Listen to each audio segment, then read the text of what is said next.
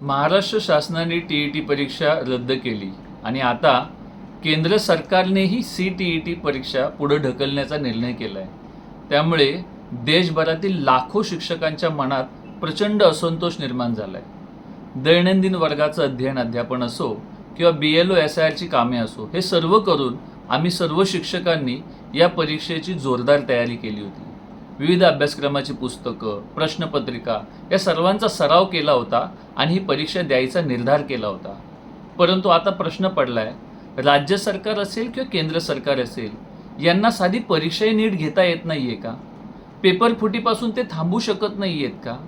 मग हा पेपर घेण्याचा अट्टहास कशासाठी? तामिळनाडू सरकारने 2010 पूर्वी नियुक्त सर्व शिक्षकांना TET सक्तीतून मुक्त केला आहे. मग असा निर्णय महाराष्ट्र सरकार का घेऊ शकत नाही?